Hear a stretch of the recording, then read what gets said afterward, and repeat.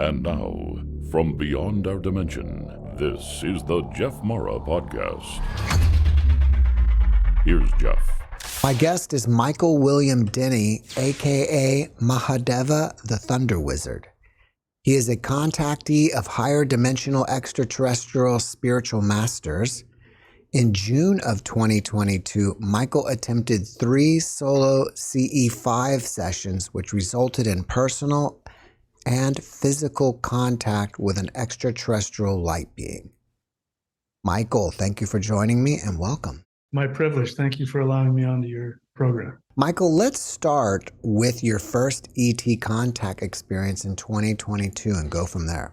Okay, so just to let everybody know, how big of a deal this is for me. I did not believe in extraterrestrials. Now, I've been a meditation teacher. I've been doing high-level energy work, Qigong. So it wasn't that I was, against any of it.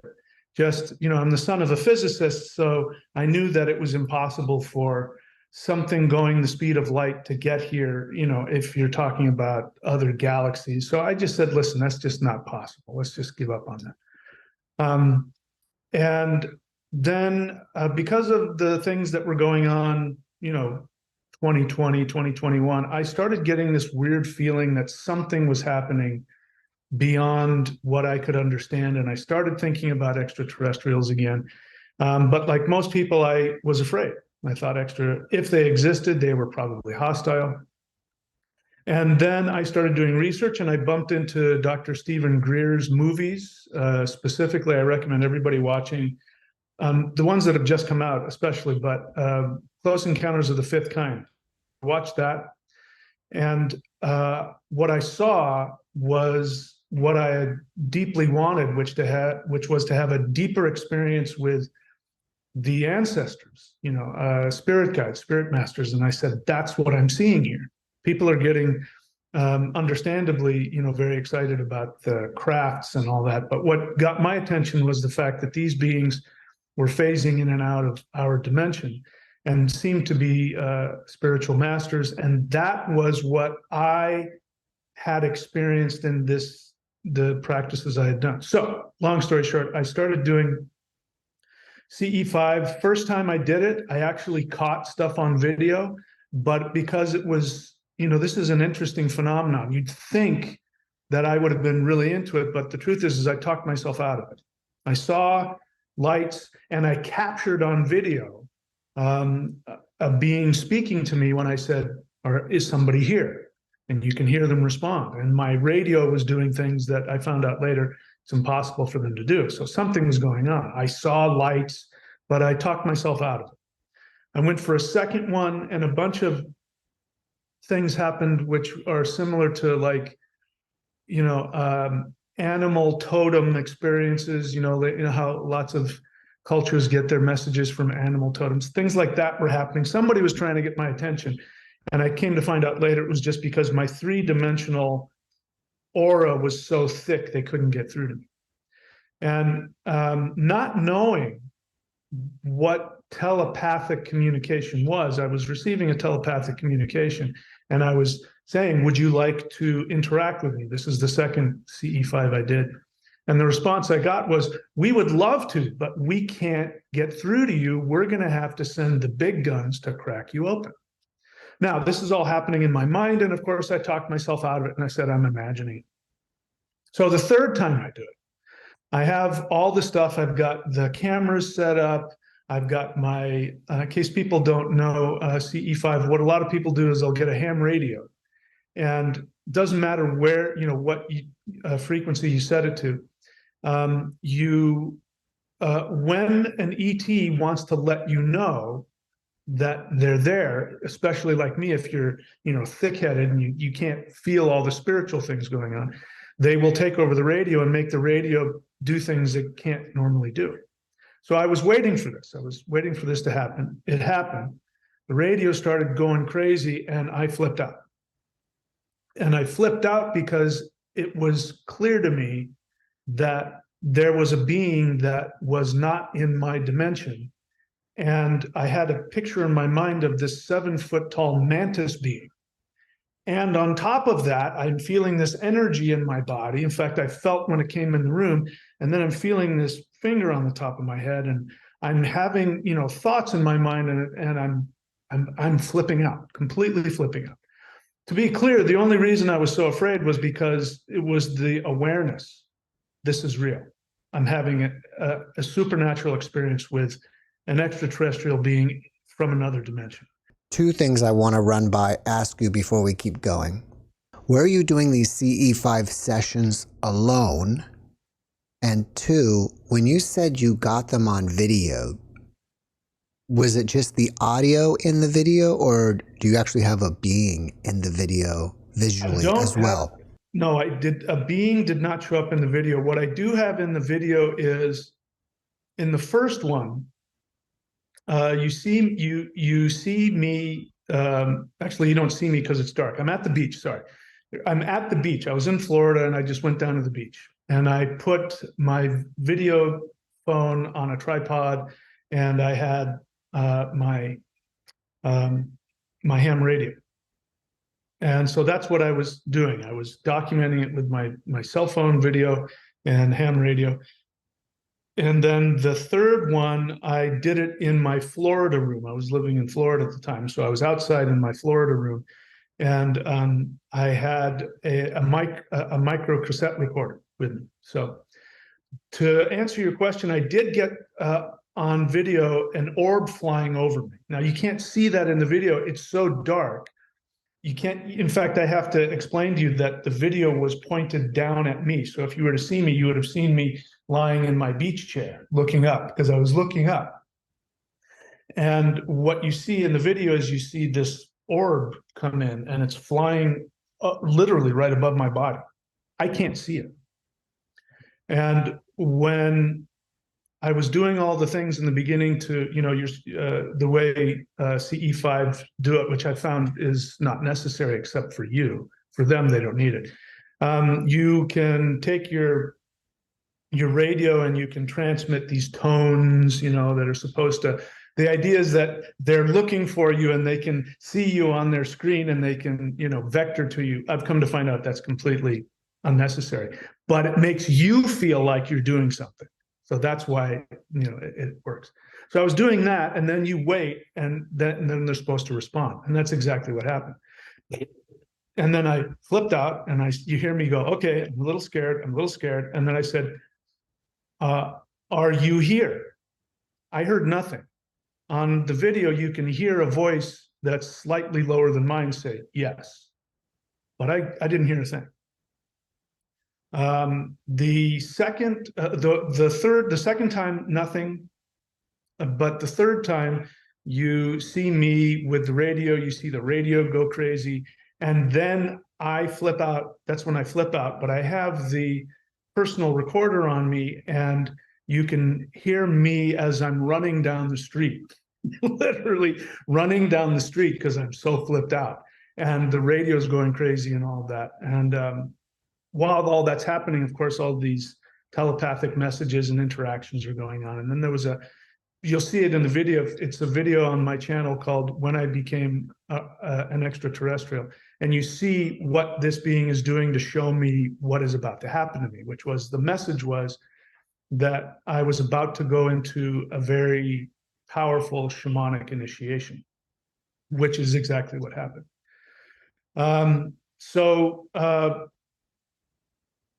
What was interesting to me was that the third time it happened, of course, I had gotten this message that the big guns are coming because you've got a very thick aura we've got to get through.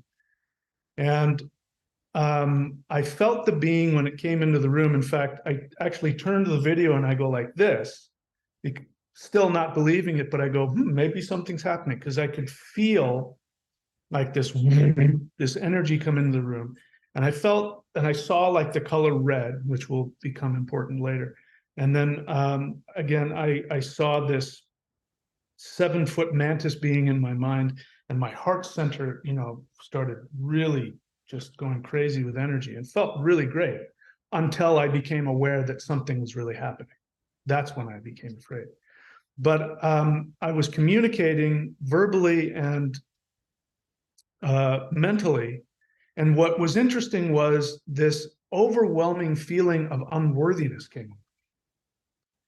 So much so that I was almost weeping. In fact, I you know, had that's the reason I started running down the streets, because if I didn't, I was gonna start weeping. And I said, strangely, I said to the being, I feel, because of things I went through as a child, I don't feel worthy of this communication. And I said, I need to know that I'm worthy of this. And that's when the radio went crazy. And so it was a very clear response of, you're very worthy. And then it calmed down, and I thought a ship was going to come out of the sky. I thought, you know, all this, the sci-fi stuff. And I'm scared. I'm really scared. And I'm saying how scared I am. And I said, I need you to comfort me. I'm scared. I really need you to comfort me. The radio goes crazy again. The message very clear. I'm here. You know, we care about you. We love you. And all these messages are coming into my brain as well. That was just really like I said, it was just cracking open my aura. Are you using like a handheld small shortwave radio? Yep. Do you think it has to be a shortwave, or it could just be any No. handheld radio? No, it could be a walkie-talkie. What I've come to find out is that the interaction with extraterrestrials and higher dimensional beings is very strongly connected to electromagnetic energy. So whatever's happening, either there's literally a being just outside of the third dimension that's probably just poking their finger at it and going, or they're doing it mentally, or they could even be doing it from their ship. But that's the main component. You know, you're dealing with a true extraterrestrial and or a higher dimensional being, because there will be a very strong electromagnetic phenomenon that'll go on. And that, I've come to find out, has to do with physics. And I talk about all that. By the way, I've got books about this, which I go into depth about it. If somebody wants to, they can go to michaelwilliamdenney.com, or they can just look for extraterrestrials. What is the name? What is the title of my book? Extraterrestrials Are Coming to Earth. And then the second one I wrote is Interdimensional Revolution. So I talk about it in depth, and I talk about the physics behind it and all that other stuff. I won't take up the time to do that here, but. From my observations of people who do CE5 sessions, not all of them work, or not all of them see ETs all the time. Do you think you were able to do it because of your prior meditation training? That's an excellent question. I think that had a lot to do with it. My main interest from the beginning was I wanted exactly what I got, which is I wanted personal interaction with an extremely powerful being that was going to open up my energy centers and, you know, give me even more of a mystical experience. And to be clear, these experiences release tons of DMT. So you get all the benefits of doing mushrooms and whatever else without any of the downside.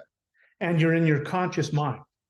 And that's where it's so tough. Because, you know, people, when you do mushrooms and ayahuasca, you put your conscious mind on hold because you know. So you accept it. But when you're in your conscious mind and this is happening, this is when it gets weird. So I want to address that. People say that all the time. I see it on Facebook posts and CE5 groups. I've tried it and nothing happened, but I felt this overwhelming love. I felt this very strong energy. And then I go, what do you mean nothing happened? What I've come to find out about them is that their main goal is to expand you on that multidimensional level. And that has everything to do with the fact that we are on a time clock. This 3D is coming to an end. So this is the first time in the history of the human race that these beings, which up till now, because they're in higher dimensions, have been interacting with us in ways that we can accept. So they're angels, they're elves, they're fairies, and that fits within our 3D frame of understanding, so we accept it. I was like that. I didn't have a problem with, ascended masters and spirits, but an actual physical being from another planet, I couldn't accept that. And so one of the messages they're giving is that it's time to get rid of the 3D veil. And we're letting you know who we've always been. And here's where it gets really crazy. They're us. The only difference between us and them is that if they have a physical body, they were incarnated on another planet. But other than that, they have a soul which is identical to ours. And in fact, many of us, if not all of us, have been extraterrestrials in other lives. They've been human. They care about what species you are about as much as I care what color your hair is. I see you as a person. That's how they see us, but we don't see them that. So part of what they're doing is they're trying to open us up to that. But let me share with you what happened before I get off on tangents, which I tend to. Before you go there, are you saying that fairies, elves, and other mythological creatures are basically ETs, but that's the way that we can accept them? Not all of them, but many of them. Elves, definitely. For instance, if you go into the ancient, not the Keebler elves, that's something that the church brought up in the Middle Ages. But when you go back to the ancient Germanic mythology, pre-Christian Germanic mythology, elf translates into shining ones. And in fact, there was, right around the time of Halloween, there was a thing called the Alpha Bloat, which means the elf ritual. And during the time of Christianization, it was pagan law. Basically, if somebody came to your home seeking shelter, you had to give them shelter because you didn't know if it was Odin or not. So a Christian comes in, even though you're a pagan, you give them food and shelter. It's like a spiritual law. But if a Christian came onto the land of a pagan during the elf ritual, they would chase you off with pitchforks and knives. And the reason was because they didn't want anybody who would desacralize the shining, which is what Christians were spending time doing. This elf stuff, this is demons, doesn't exist. And so our ancestors in different ways were interacting with these beings, but elves are not considered to be gods. They're considered to be the ancestors. What higher dimensional, even extraterrestrial beings, physical beings will do is they will show up in their light form. So this is why we've got elves. There are Sasquatch, for instance. They are not ETs. They are, they're actually, we were related to them millions of years ago, and they split off, and they actually became more spiritually oriented.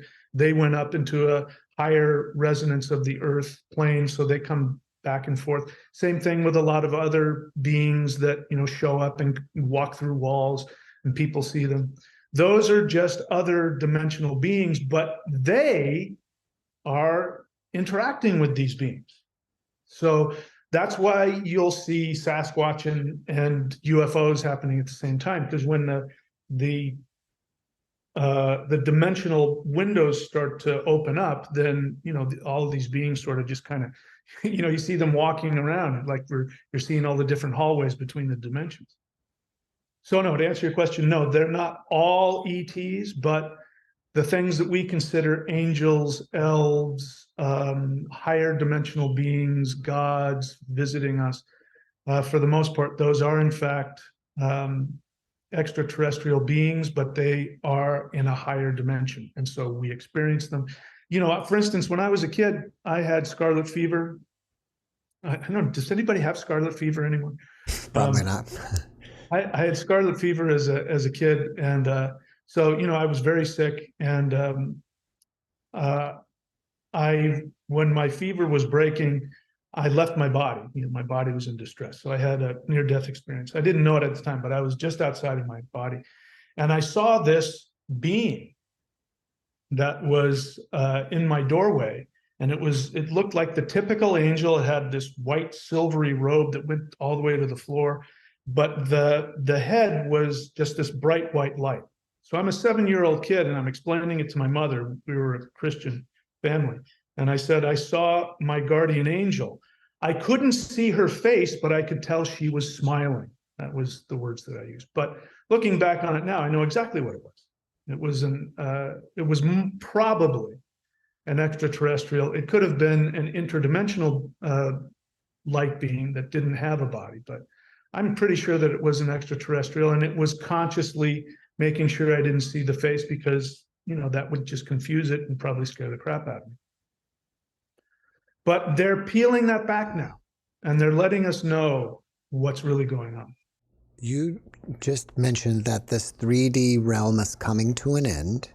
Yes. And I also saw on your YouTube channel that you talk about the Matrix. So I'm assuming that you believe this realm that we live in is some type of simulated Matrix, and it's coming to an end. Is that what you're saying? Almost entirely, that's true. It is a matrix. This isn't a new concept. The Vedics called this Maya, which means illusion.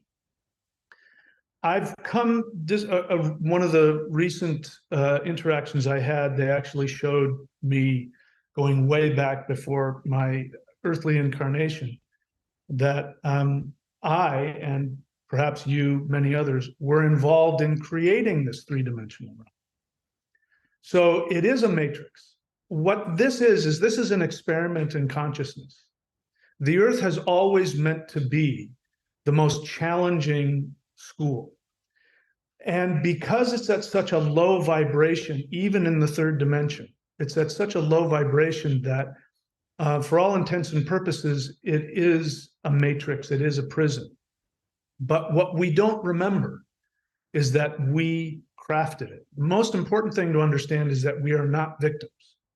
This is incredibly important. People have to drop the victim mentality. They have to drop the belief in false beings of light, all of that, because that is what keeps you here. It's designed that way. We designed it that way because in our higher dimensional form, we are filled with so much light and so much bliss and so much love that it is impossible for us to work through the little parts of us that we want to improve on. So we choose to put ourselves in this pressure cooker. And we put ourselves in these three-dimensional bodies, which, by the way, that's a whole other subject. This is actually a device. The human body is a device for incredible power. But until we get out of our victim mentality, we don't start opening those things up. But it does, for all intents and purposes, it is, because in this level of the third dimension, we have this illusion that we are isolated. And I shared with you, it took 3 CE5s before I was cracked open. I talked myself out of what was happening. A being, you can see the lights on the video flying over me. You can hear a being responding to me, and I can't hear a thing. And that's because the 3D mindset, the program, is designed to keep us in this illusion that we are isolated. Because in our isolation, we now have the ability to face ourselves with the illusion that nobody knows.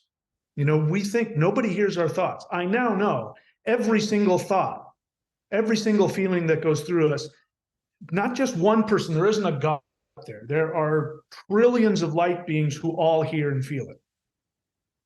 And so, nothing escapes. And this is, now I find myself probably 20 times a day, I will say out loud, sorry that you had to hear that, because I'll go into some fantasy about telling somebody off, or, and I'll have to stop and go, and I'm just broadcasting my garbage into the minds of, beautiful beings. Sorry that you had to hear that. And I try and pull myself back into a state of, more of a loving state. But it's a matrix, but it's not a matrix, program that's constructed by, the movie The Matrix. It's not that at all. but it feels that way. And it is true. It is true. I won't get too deep into it because I don't want you to, lose your YouTube channel. But there is a deep state that is seeking to become what people are most afraid of. And of course, we can say things like banks and governments. We could go into all that. That is true. But those aspects of the matrix only have power because we allow them to. For instance, money doesn't exist. It is purely an idea. People are dying over it, being killed over an idea that does not exist. We could call that a matrix. But yes, to answer your question, this is coming to an end. I can't tell you exactly when. I wish I knew the date. Doesn't work like that, I've come to find out. But I write about it in the book, and we can talk about it if you want, what people have been calling the solar flash. And what that is all about. I wouldn't have believed that until it was shown me. But one thing I want to let people know is what started happening to me after that first incident. And I remember making a video about it afterwards. I was very shaken up over it. And I thought that was it. I thought I was done. Like, okay, now I know what's going on. It didn't stop there. And for every single day for probably 3 months, beings were showing up in the middle of the afternoon, sitting there watching television and giving me huge, the energy was amazing and very blissful, but they're giving me these higher dimensional concepts about my existence that is absolutely blowing my mind. And then they'd show up at night and they were doing energy work on me. And they were shifting and changing me on an energetic level. And so for about 3 months, I really thought I was losing my mind. And not so much because I was having spiritual experiences. I've had those all my life. What was blowing my mind was these beings were giving me a crash course in multidimensional physics. And that was the hardest part for me to comprehend. And I thought I was losing it. I thought I was losing my mind. Let me get back to something you said here. When we were first talking about the Matrix, the word prison came out of your mouth. What do you mean by that? Well, I use that because you hear a lot of people talking about we live in this prison planet, but it's usually associated with this idea that there are, for instance, people might want to go into the whole reptilian thing, the David Icke thing. So I specifically mention that because that feeling is a real feeling. And that experience is a very real experience. And so people are right when they say we live in this matrix prison planet. But what they don't understand, and neither did I, was that you have a choice. You can decide to see it the way it was intended, which we intended it to be, which is in order for this video game to work, this virtual reality video game called Earth to work, we must forget who we are.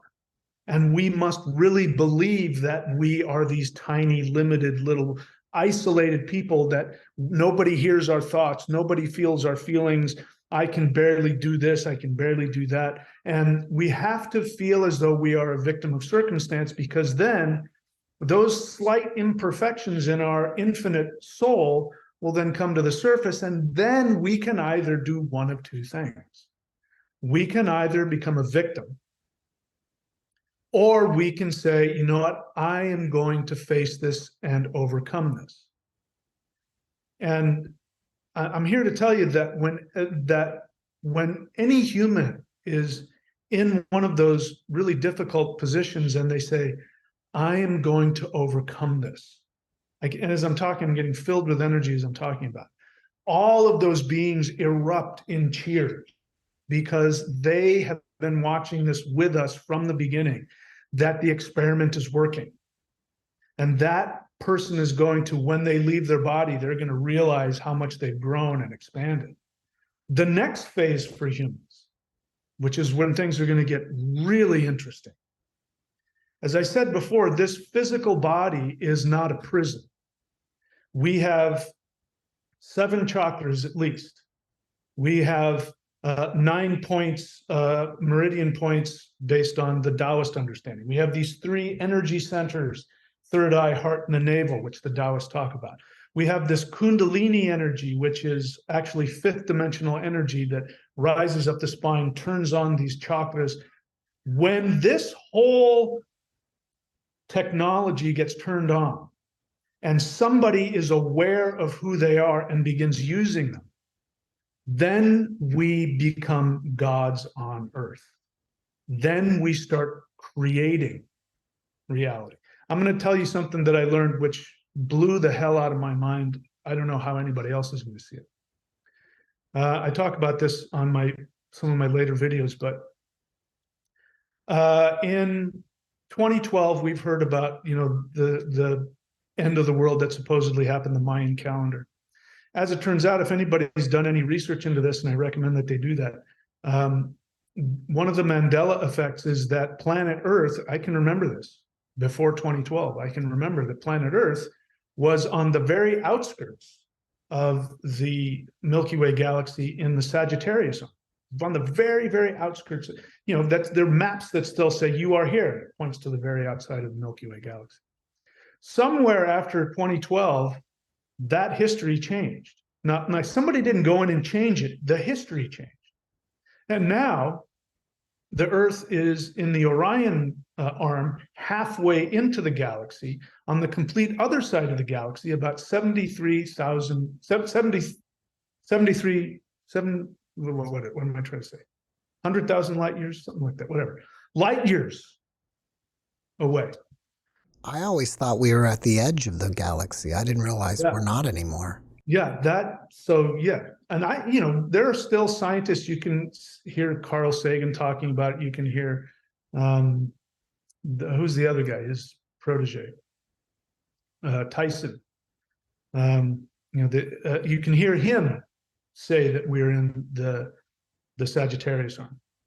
So when I started talking about that, somebody pointed out to me and says, that doesn't make any sense, because if the Earth moved 73,000 light years across the galaxy, then why do we still see all the same stars in the sky? And I thought about it. I said, that's a really good point. And then, long story short, what I've come to understand is, and here's the thing that's going to be hard for people to digest, especially if you've got a victim mentality. The 7 planets are associated with the chakras. Each one of the chakras has an association with a planet. And what I've come to find out is that if it weren't for human beings who have these chakras that are actually projectors, the planets wouldn't exist. That means all of the stars that surround us wouldn't exist. So when Earth moved 73,000 light years, that entire holographic projection came with it. All of the stars, all of the planets.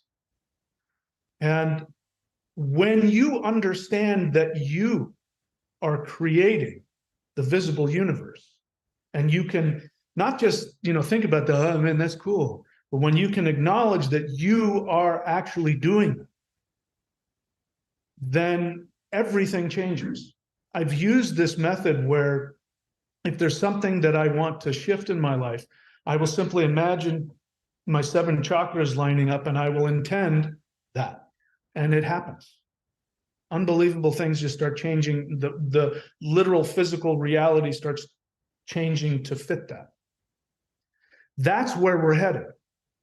When we go through this shift, and we're, in whatever people want to call 5D or whatever you want to call it, and people understand that they're a soul, an infinite soul, a deity, no less, inside of this actual piece of technology, they will begin creating realities in their physical conscious. It'll be, anyway, it's just an amazing thought to comprehend. It's unbelievable, in fact. So why is this realm or the 3D realm ending again? For that, I would recommend that everybody go on to Dr. Stephen Greer's YouTube channel. He just did a press release video. He has whistleblowers from within the deep state military who are telling you what now to get to the conflation that is correct, which is people believe that they are being controlled by a cadre of, that is true. We are on the brink of destroying our world. Now, the weapons that we have, even the ones that we know of, nuclear weapons, in and of themselves, nuclear weapons, when they go off, they actually start destroying things in all other dimensions. So we're talking not only extraterrestrial civilizations get affected by that, but we're talking about, beings on all levels of reality. So there's a very real threat, at least to some part of existence, because of the things we're playing around with. So this has to come to an end. Otherwise, we're going to destroy ourselves. And then, of course, we are on the path of destroying ourselves anyway. And the universe is not an empty place. It's not again, the illusion in 3D is that we live on this one planet, and for some reason, there's no other planets with life on it. It's just this empty, balls of gas and, things like that. And the actual truth is it's everything that you imagined as a kid and everything that you're taught in shamanic religions, which is that everything is alive. I've experienced this. You can communicate with the sun, with the moon. You can communicate with deities. You can communicate with the ocean. Everything has life to it. And so all of this life in the entire universe is saying, okay, guys, this experiment is going off track. We got to put a stop to it. They care about us. We're going to destroy ourselves if we don't do something different, but they also care about themselves. And so this 3D is going to come to an end as a result of that. So can anybody be successful at a CE5 session? And what's the best way to learn how to do it? Great question. So again, understanding that the point of the CE5 session isn't that you see a light in the sky, although that's great if you do. Also understand that whenever an extraterrestrial manifests themselves that way, they're putting themselves in the crosshairs. There are weapons pointed at the sky. We have satellites.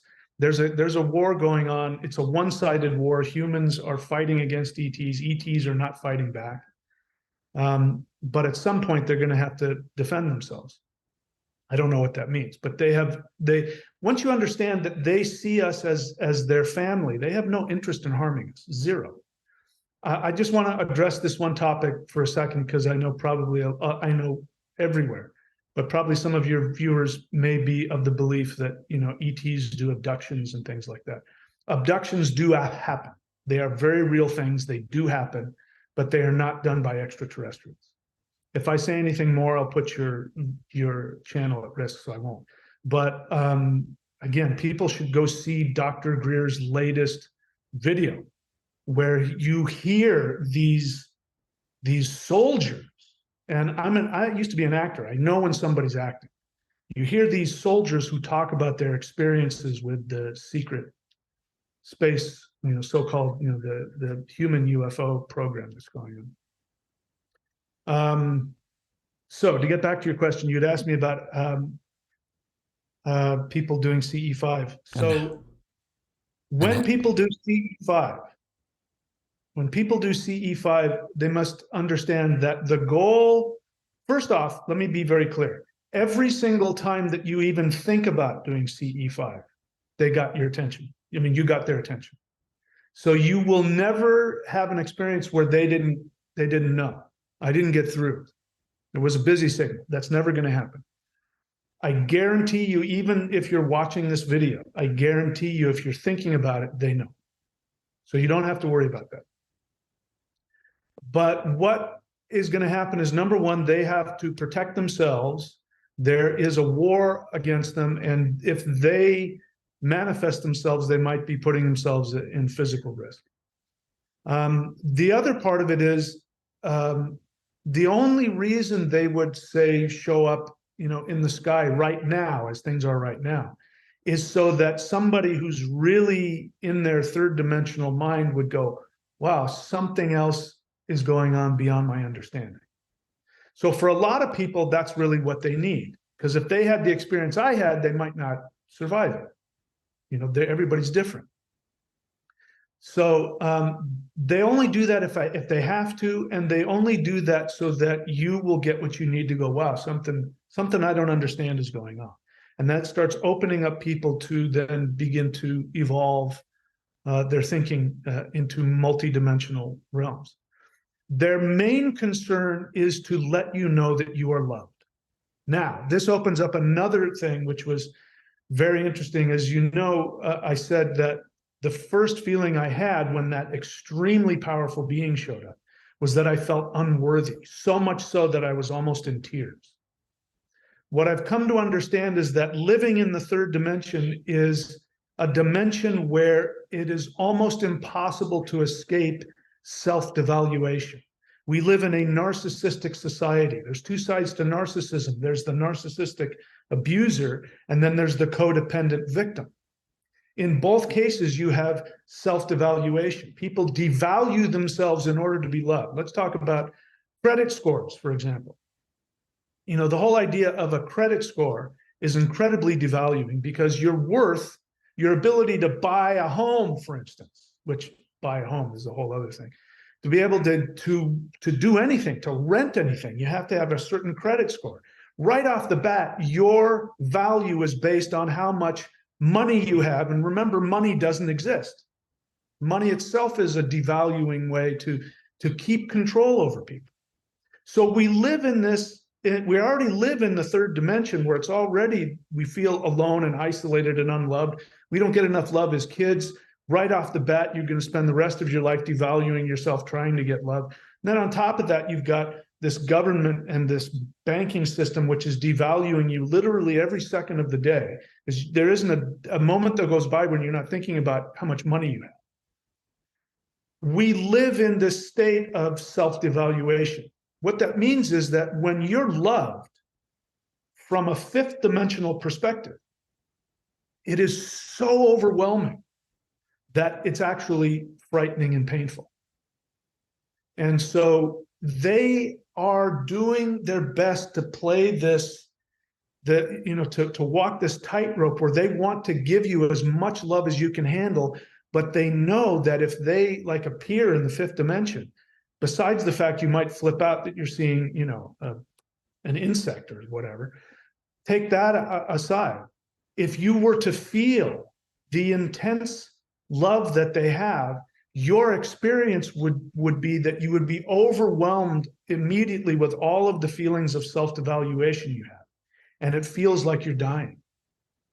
So that's what was happening to me when I was almost buckling under the weight and wanting to cry. I didn't run down the street, but I started walking down the street.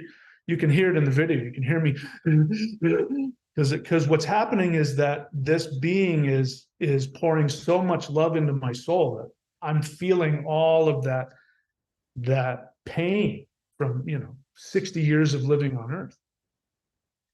So it's challenging for them. So for some people, they're going to say, nothing happened, but I felt this kind of loving presence. Nothing happened, but I think I saw a couple of lights. Nothing happened, but bear in mind, the part of you that says nothing happened is your third dimensional self-protection mechanism. It's if you understand who you are and you understand where you live, that whole third dimensional mechanism falls apart. And it will fight to stay alive. Even if that means telling you you're a worthless piece of garbage and nobody loves you, you will hang on to that because you understand it. And then you'll feel okay. I feel like I'm back in the third dimension. But the truth is, this is why up until now, the only way people have ever seen their true self is after they've had a near-death experience. Only people with near-death experiences come back and say, I saw the light, I saw everything, and then they have these supernatural powers and they heal themselves of cancer and they don't care about money or anything else. They're just on this whole other plane and nothing bothers them. It's because they died to their three-dimensional self. And they'll say things like, I'm not afraid of death. Until that happens, the mechanism within the third dimension is created so that you will want to stay in 3D and you will do everything, even if that means denying the most complete love that's ever been given to you. What is the best way to learn how to do it? And once you start doing this session, how long does it take during the actual session to you notice some kind of contact? Excellent question. I'll answer the last one first. It depends. And I think because it actually helps to have an in-person interaction with an extraterrestrial that's just phased out of your 3D. Now, if that's the case, they do have to come to your location from wherever they are. And they have to escape detection from humans that are trying to kill them. So my experience has been anywhere from immediately to an hour later.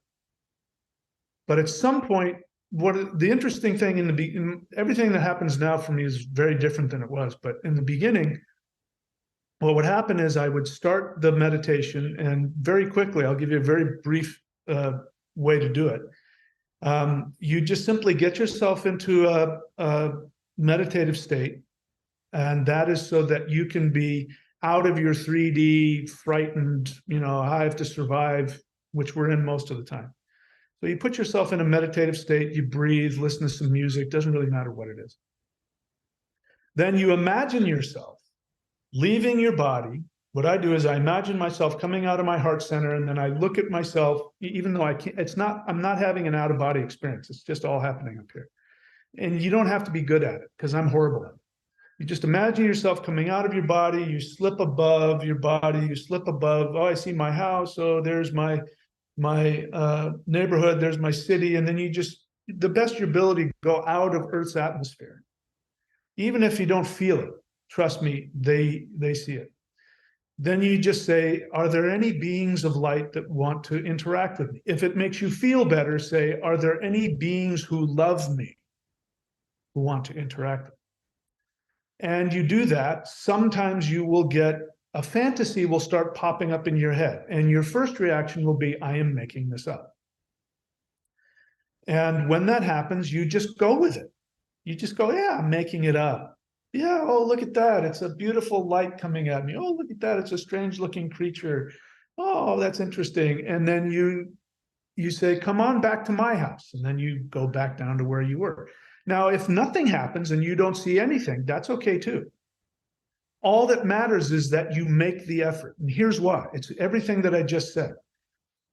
If you don't give them permission, it will mess you up. If they just show up without permission, it will be a shock to your third dimensional vibration, and you will be frightened out of your gourd because you're not expecting that energy to come. But when you do that, you go out, you invite them in, you have now told yourself, something paranormal is going to happen and I'm prepared for the unknown. You've now given them permission. They will show up. And sometimes, looking back on it, they showed up immediately, but it took me an hour to become clear that they were there. Other times, still to this day, sometimes I'll go into meditation and it'll take a while for them to show up. But what happens is, if you're open to it, and depending on which species there are and all kinds of other things, when they show up, you will feel it in your body. You'll feel an electromagnetic surge. And it might feel warm, you might feel tingling, but they could have shown up and you still haven't felt it. If you really need something, like if you really, really need them to prove it to you, you can say that. You can say, I really need you to do something outrageous, because otherwise I'm not going to believe. And then you might feel a hand on your shoulder, you might feel touch here, a lot of people feel something touch their hand, you might see orbs. But if none of that happens, there's a very good chance you had some kind of internal fantasy at some level. And here's how you know it worked. You will see your life start to get better. You will see, it's just like prayer. You know, people pray, God, please help me with this. They don't see or feel anything, but God answered their prayer. It's the same kind of thing. If you're sincere about it, there will be a shift in your frequency. Even if they show up and you don't see anything and you don't feel anything, your vibration will have shifted. So the thing to do is to stick with it. Just assume that something happened. And the other thing is don't give up. Because the more you do it, the more your tolerance level will start to reduce. And I guarantee you at some point something will happen. Do you think that we can manipulate the matrix in any way for our own benefit? Yeah, that's our job. That's what we came here to learn how to do. Absolutely. Even before I was doing this, I had learned that. But yeah, but there's a qualifier. In order to be able to manipulate the matrix, you must be in line with your own soul. And I have, one of my first books I wrote, which is still probably the most important book, is called The Shamanic Secret Commandment to a Perfect Life. And what I talk about is how to find out what your soul wants you to do. Once you're in tune with that and you imagine anything in line with that, the universe must respond to you. And unlike, I think, the law of attraction is incomplete at best. And the reason why I say that is because it's treated as being arbitrary. Like whatever I feel is what comes to me. Whatever I think is what happens, as though the universe is this lifeless thing. And it's not. It is full of consciousness. And it is aligned with your soul consciousness. If a lot of people, again, you heard me already rant about how money doesn't exist, how the whole idea of it devalues you. But what's one of the first things people want out of the universe? They want money. So the universe is there. It loves you. It loves you and only wants your happiness, your fulfillment, which can only be found on a spiritual level. When you start wanting things that don't exist, like money, I want more money. What you really want is you want the power to do what makes you happy. That's what money is. It's a symbol that we use to do that. But the thing is, you could be dead broke and, run into somebody who says, will you stay in my mansion? And here, I'll make sure that you have internet and everything like that. And you can use my boat and, my chef. These things happen all the time. You could be completely broke and have everything handed to you. And that's all you're looking for. Whether it comes through money or whether it comes through something else, that's irrelevant. So if you're wanting the universe to manifest something that doesn't exist, and you're coming from a place of fear, I don't deserve to be loved, I don't deserve everything, then the universe goes, I can't do anything with that. It literally goes, sorry. And then what ends up happening, you don't get what you want. Then you say, I live in this empty, cold universe. Nobody loves me. I live in a matrix. There are false beings of light. They're trying to, and then you start going down that road and you can justify it. Because the more you operate away from your soul, the more the universe goes, I come back to me when you're talking about your soul. And then I can help you. But you're tying my hands. I can't do anything. Since that initial contact, how has your contact evolved? That's the amazing part. It's continuing to evolve. It started with one of the first things that happened. First is that, as I said, beings were showing up every day. First thing that I was told, beings showed up.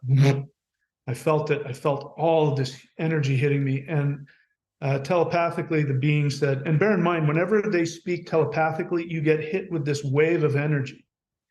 And you feel like, your whole consciousness is coming apart because it's a higher dimensional communication.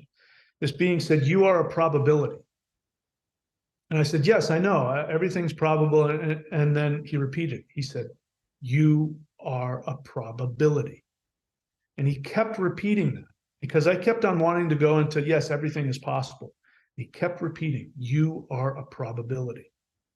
And so that took me on this journey of looking into quantum physics and understanding that our reality is not what we think it is. We think we're on this boat flowing through time from past to future, and we live in this fixed three-dimensional reality. And the truth is, again, based on physics, it's interesting. ET tells me this, and I study physics, and I find out what he's telling me, is that the next moment has not occurred yet. All of the cells, all of the molecules here, this is all being manufactured every nanosecond based on our expectations. I expect this table's going to be here. I expect this bottle's going to be here. I expect I'm going to be a 59-year-old man. I'm going to be that keeps manifesting. But in the fifth dimension, what I learned is that if you live in the fifth dimension, you don't live in space-time like we do. You live in a probability where you can pick from infinite numbers of probabilities the reality you want to experience. And the truth is, we can do that now because we are only a projection onto a three-dimensional holographic screen. Our consciousness is back in the projector. But we have to choose to go back into the projector. We have to choose to pull out of our three-dimensional absorbed feeling of being isolated and trapped. When we do that and we believe it and we expect it, then we can choose to be whatever we want. We can choose to experience whatever we want as long as it's in alignment with our soul. And that's what he was trying to tell me. That moved on to, I started becoming really aware of my anger towards my mother, who's passed away. I went through some trauma as a kid with my family, and so I was very angry with her, and I became really aware of it. And the beings showed up every day for a few days and said, your mother wants to talk to you. I said, I don't want to talk to her. I never want to see her again. Even after I die, I never want to see her. Your mother really wants to talk to you every day. I'm like, why are you telling? What do you care? Your mom really wants to talk to you. So I went into meditation and I said, okay, fine. Sure enough, this time it was one of a gray. They do this kind of stuff. A gray shows up with my mother, and we start working through it. And then my dad shows up, who's also passed away. My brother, who's probably passed away. My sister, who passed away. My fiance, who passed away. All of these people show up, and I work through all of that karma. Not only that, but I find out past life karma with these people, and I work through that. And it literally takes off what feels like lifetimes of karma burned away. Completely took away so much limitation I had in my own life. Then what starts happening is that every day they're showing up at night and they're taking me on these journeys to different dimensions. And they're showing me who we are as souls. And so when I come back in my body, I have this whole different experience of, I am not at all what I thought I was. I'm not this tiny little person on earth. I'm actually this giant, enormous being that lives in multiple dimensions. This is just one of the places my immense consciousness is focused on. And that's what I see when I walk down the street. Well, that's an infinite being. That's an infinite being. What has happened lately is that I'm able to now very quickly go into that interdimensional state. I just simply lie down. Sometimes I don't even have to close my eyes, but I usually do. And then what'll happen is I have a being that I've designated as my secretary, because at one point, for days at a time, like the room would be filled with beings who were telling me, welcome to the universe. You're an amazing person. You have all of these powerful tools. You've got the power to, and it was so overwhelming. I said to one being, I said, can I just delegate to one being to deal with this for me? And so a being showed up and did that. And that's a whole story in and of itself. But so I go into meditation and I'll ask the being, I say, who wants to talk to me today? And sometimes he'll say, this person from this galaxy wants to talk to you. Sometimes he'll say, we want to show you something, and they'll take me to a whole other dimension, take me to past lives. But what happened most recently, which is probably one of the most fulfilling and mind-blowing experiences, is I showed up for meditation, and this being, who's actually a deity, who I call my secretary, he said, I want to take you somewhere. There are some beings that want to meet you.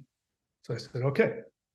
And one of the weird things that happens is that when you start going through dimensions, it feels like you're on a roller coaster, and it goes like does all these curly cues. You feel like, whoa, and then you just sort of show up somewhere, and you're in this weird realm. And they take me to this realm, which was above everything. And while this is happening, my crown chakra is like on fire. Like, it's almost painful. So much energy is coming up to my crown chakra. And I get to this, what feels like the pinnacle of all of the dimensions. And there are two beings there. One is pure white, and the other one is dark as night. And they're right next to each other. You know, the light is to my left and the black is to my right. And they say, we are the mother and the father. They say, we are the gods that the gods worship. And I start interacting with them, and the energy was so unbelievably powerful. The love coming from the feminine was, I mean, I can't even describe it. And the power coming from the masculine was unbelievable. And so now when I go into meditation, I'm not calling beings down. Sometimes they show up, but for the most part, they're off doing something else. I'm in some other school now. And I'm dealing directly with these non-physical beings, deities, and you know, what blew my mind, this is what I've been doing for years, is that when I have an experience like this, I will go and research it. I don't take anything at face value. In order to survive this, what I've chosen to do is, whatever they tell me, I take it at face value without trying to think about it. When I come back into my body, my physical body usually will have some kind of trauma response because it doesn't understand. And I will just tell my bodies, don't figure it out. Just don't get attached to it. Doesn't have to mean anything. But this being, I finally, the power of this masculine beings was so overwhelming in a good way. I couldn't help myself. I said, what is your name? And he said, my name is Tahunta. And my first thought was, okay, that sounds made up. I made this up. And then he gave me an alternative, and he said, Tarhunt. And then he said, go look it up. Now, I am buzzing with the most powerful energy. You know, I felt my third eye is out to here. My head is, so I did exactly what I said. I went on and I typed in Tahunta. And there was also Tarhunt. Turns out this is the original storm god of the Indo-Europeans, even before the Vedics, the Hittites, the pre-Hittites. It's like the oldest god in written, you know, human written history. And I didn't know what it was. I couldn't have made that up. When something like that happens and you have this energy behind it, I'm like, this is not a joke anymore. That beings, that gods exist, and they have consciousness. You can communicate with them, and you are just one of them. You, anybody watching me, you are one of them. I've done about 500 near-death experience interviews, and a significant number of them have either told me on the air or off the air that they also have UFO experience. And I believe there's some sort of connection, possibly being due to once they cross the veil, they change energetically or something where UFOs can now spot them easier. Does that make sense to you? It does. I've heard that when people have their first, you know, successful CE5, that they have this feeling that they've been connected. as I sit here talking to you, my right ear is always buzzing. I thought I had tinnitus, but I don't. They told me early on, they said, we are connecting you to us. So there's some higher dimensional, wire or something that's connected to my brain. So I'm literally getting downloads all the time. So I believe that they do. They can find you easier, connect with you easier. And for some people like me, you get a direct connection. I mean, as I'm sitting here talking to you, I'm getting downloads, I'm getting energies. I've just gotten used to it. But I do believe that's true. But I also believe that there's also a connection that they have with everybody just because of the quantum field. But yes, my personal experience is that they've even told me as much. We've got you hooked up to what, I don't know. Michael, after watching this podcast, people may want to reach out to you and ask you questions. Are you open to that? Yeah.